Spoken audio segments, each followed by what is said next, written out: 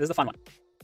Up to this point, we learned the if statement, the if-else statement, and the else-if statement. And if you remember our section outline, well, we haven't mentioned these two for JavaScript conditionals. So we're going to tackle those today.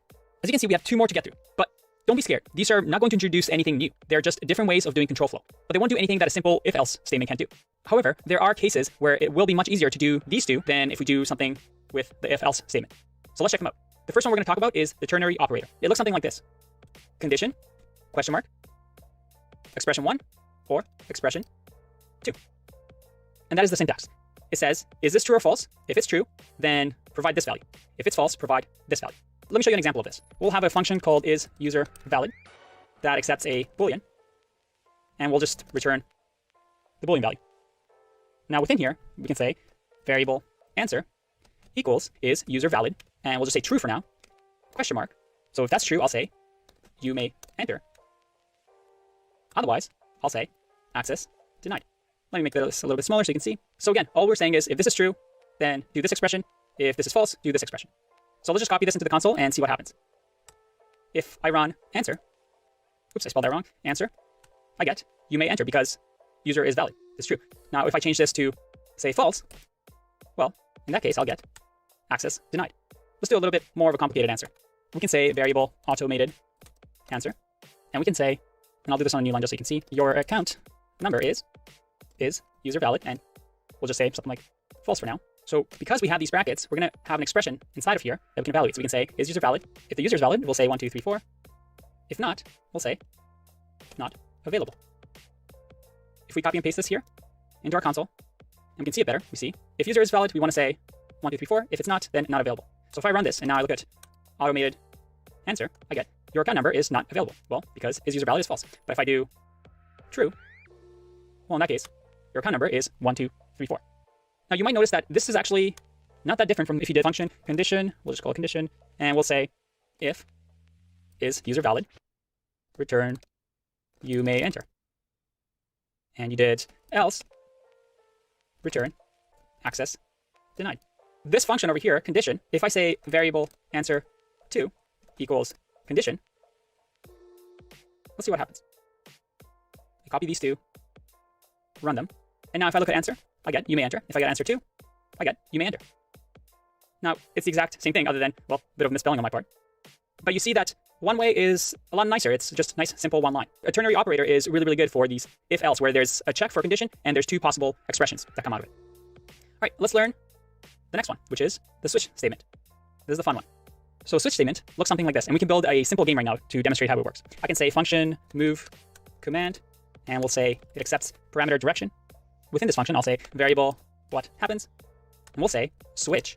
Notice that it's a keyword, so it's now highlighted in red, and I'll say direction. The switch statement is going to accept direction. It's going to check direction. And within here, we'll say case forward, which means check direction. If direction equals forward, then what happens equals to you encounter a monster. Break. I'll explain what break does right after I finish up the rest of the case statements. So case statements, as you can see, are really good because I can just copy and paste. And now I can say for here, we'll say back. And if direction is back, we'll say you arrived home. If the direction is right, in that case, we'll say you found a river. And if the direction is left, we'll say you run into a troll. And then finally, we'll say default what happens equals to please enter a valid direction. And we'll end it with a return what happens. All right, that was a whole lot of code. Let's run this command first, and then we'll explain exactly what is happening. Copy the code, copy it into the console, and now we have the move command. And if you remember the last video, move command now exists in the root scope, which is window. So within here, let's just say forward. Now, if I run this, I get you encountered a monster. If I go back, you arrived home. If I go right, you found a river. If I go left, you run into a bull. And if I write gibberish, I get please enter a valid direction. That's what switch statements are really good for. When you have a lot of conditions, instead of using an if, else if, else if, else if, else if, else statement, you can use a switch statement. And you can see it reads nicely. Essentially what it's saying is create variable, what happens, then switch, I want you to check whatever the condition is, whatever the variable is. In this case, it's the direction. And in case the direction equals forward, do this. In case direction is back, do this. If it's right, do this. If it's left, do this. And it says default is if none of these conditions work, and remember the program goes line by line. So it checks forward, then it checks back, and it checks right, and it checks left. And if nothing of those match, then it says you can just default to please enter a valid direction. And then we return what happens so that well, so that the function returns something for us. Now, finally, what is the break? Well, the break simply says, if case is forward, then assign you encountered a monster to what happens variable, and then break. Break is just saying break out of the switch statement. So instead of the program then checking to see if case is back, case is right, case is left, or default, if we say break, the program stops here and then goes straight out of the switch statement to return what happens. So if I actually do break before what happens, you encountered a monster, and I copy this, and let's rerun the function. We'll say move command is forward. Notice what happens now. I get undefined because we broke. The program enters saying, oh yeah, he typed in forward. But before we're able to assign something to the variable, I say break. I exit out of the switch statement and I return what happens, which it's only been declared, but it's unassigned. So I just return undefined. All right, there you have it. Your 2 other conditionals, and you've covered all of them in JavaScript now. Each one is good for its own individual case, but they're all very useful. I'll see you in the next one. Bye-bye.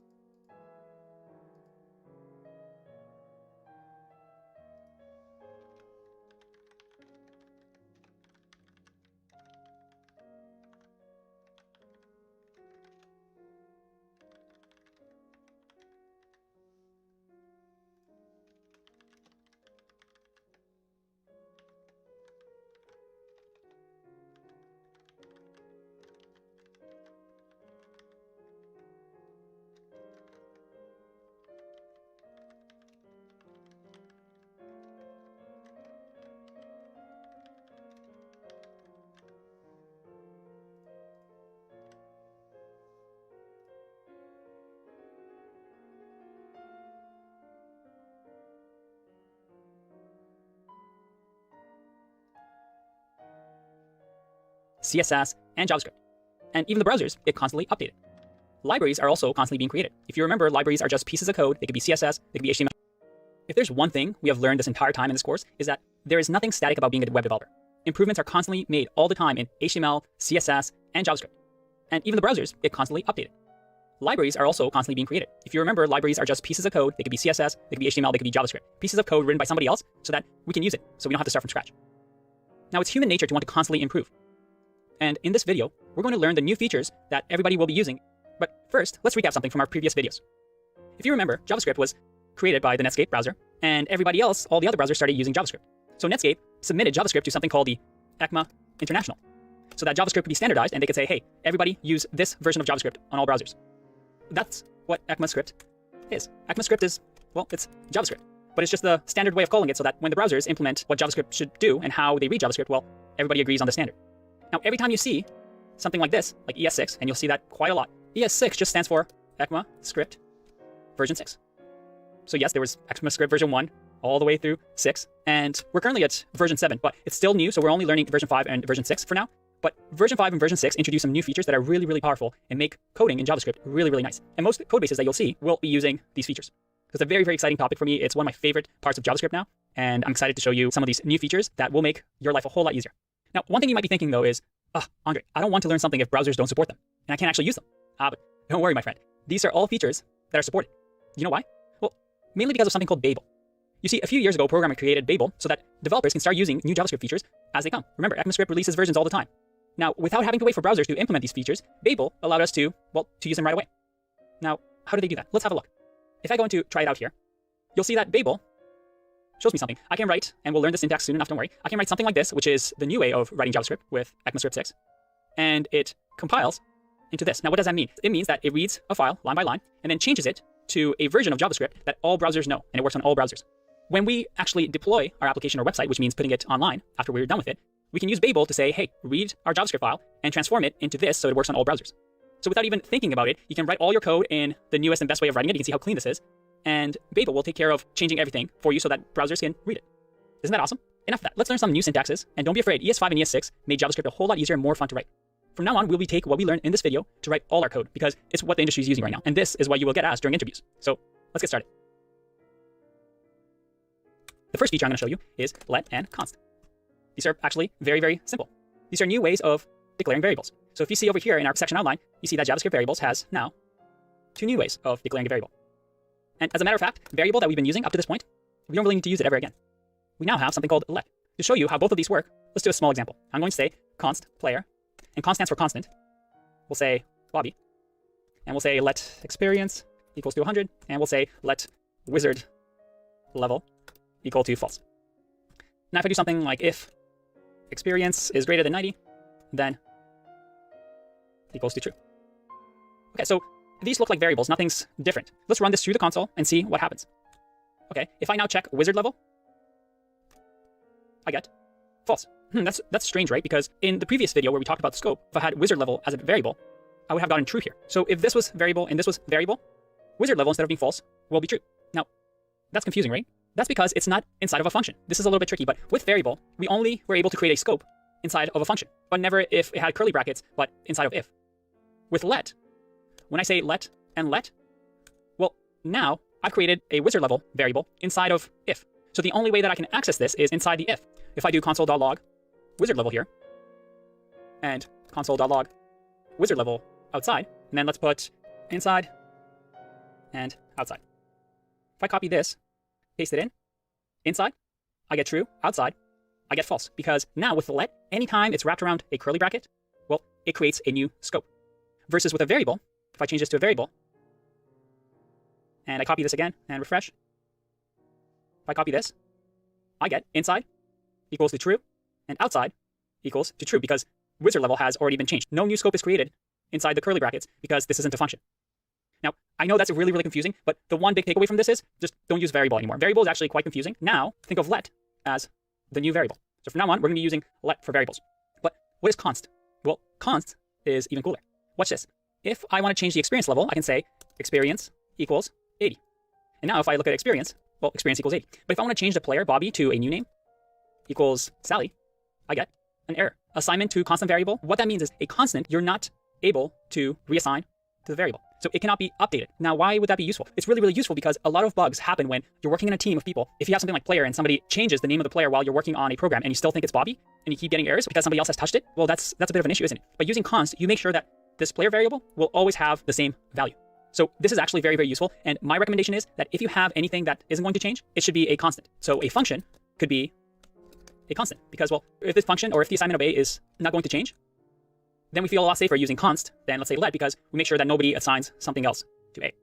So the rule from now on is use const if you're using a variable that doesn't change. Most of the time you'll use this. And if you're using a variable that you reassign something to, like wizard level, where it changes from true to false, false to true, well then use let. One thing with const that you have to keep in mind is that if you do a const object equals player Bobby experience 100 and wizard level to false, well, if I copy this object and try to reassign this object to, let's say, a number, I get an error because it's a constant. But if I try and change a property, now my wizard level is to true. So one thing with constant is you can change the properties of the object still, you just can't reassign the variable. All right, on to more fun things. Let's do destructuring. And these ones that I'm going to show you are going to make your life a whole lot easier. Again, if we actually have our object here, let's say that we wanted to grab these objects. So we'll have to do const player equals object.player. We'll do const experience equals object.experience, and then let wizard level equals object.wizard level. That was a whole lot of typing to access these properties. Well, with destructuring, you can do this. You can say const player and experience from the object. So with this syntax, it does the exact same thing as the first two lines over here. You just select the properties you want from an object, and now you have const player and experience available to you.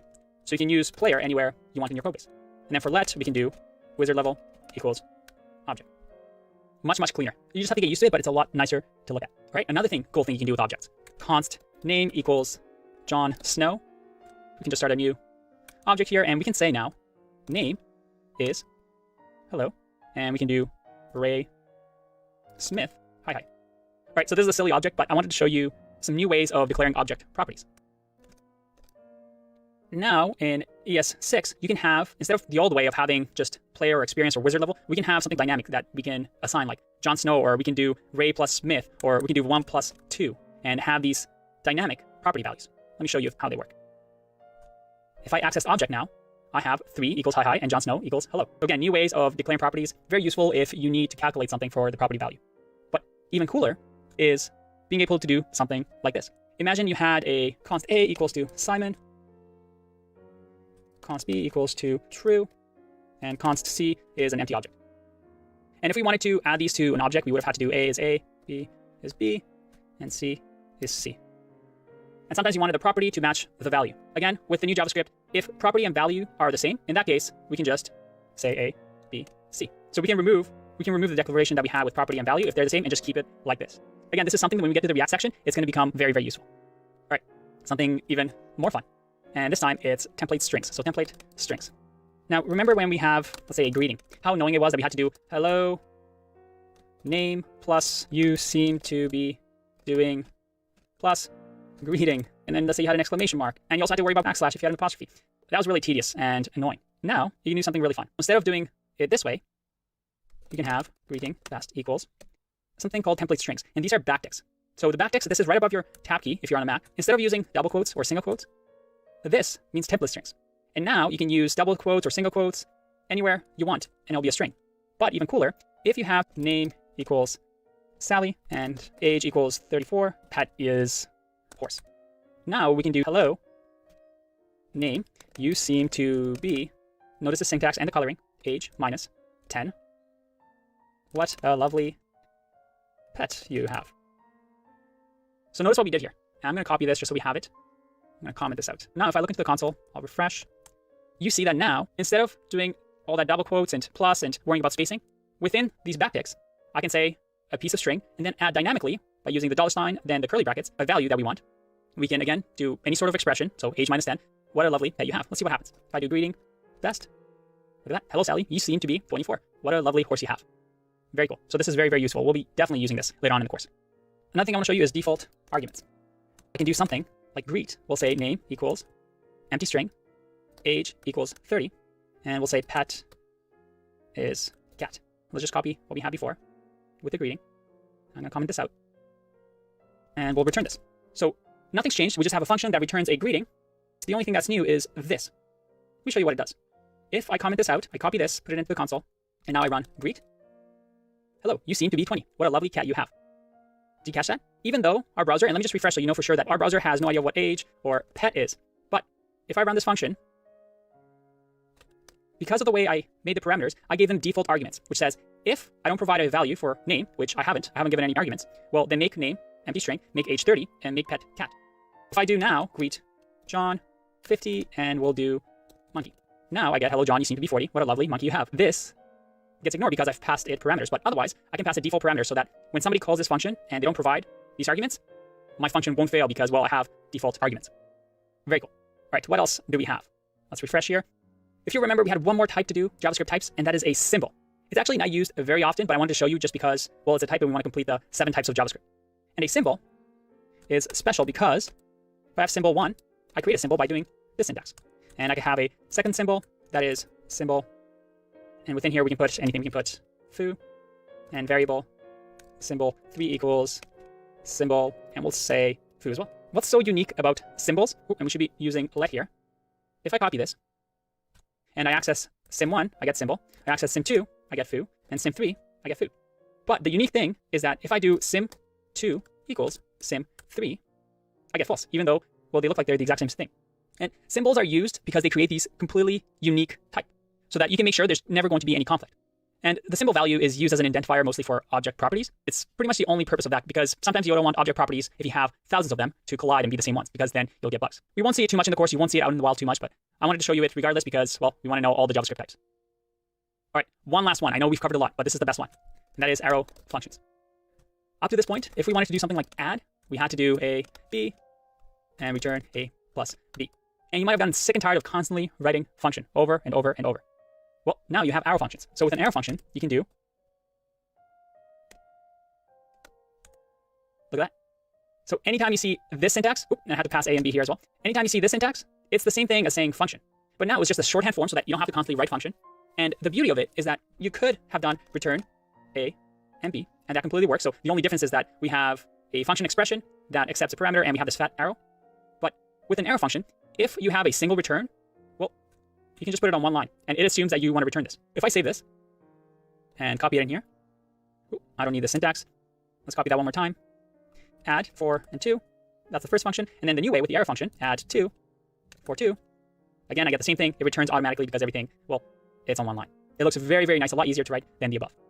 And there you have it. I know that was a lot of information. Make sure you do the exercises after this video to get yourself familiar with the syntax. It's just new ways of doing things. These are going to help you to write better, cleaner code. And just to show you what we've covered, well, you've managed to finish everything in the section outline, from variables to conditionals to finally the arrow function. We've covered everything that we want to do for JavaScript. And moving forward, we're going to be using these new syntaxes to write our code. I hope you're excited as I am to start using these. I'll see you in the next one.